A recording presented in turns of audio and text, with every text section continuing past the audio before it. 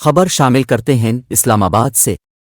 پنجاب انتخابات سے متعلق الیکشن کمیشن کی نظر ثانی درخواست سپریم کورٹ نے وفاقی حکومت کی لارجر بینچ بنانے کی استدعا مسترد کر دی۔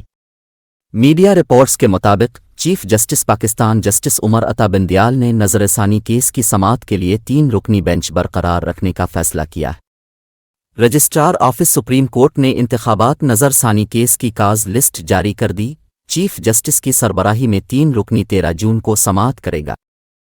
یاد رہے کہ پنجاب انتخابات نظر ثانی کیس کی گزشتہ سماعت پر چیف جسٹس پاکستان نے ریمارکس دیے تھے کہ اگر 90 روز کی مدت کو نظر انداز کیا جاتا ہے تو اس کے نتائج بھی دیکھنے ہیں۔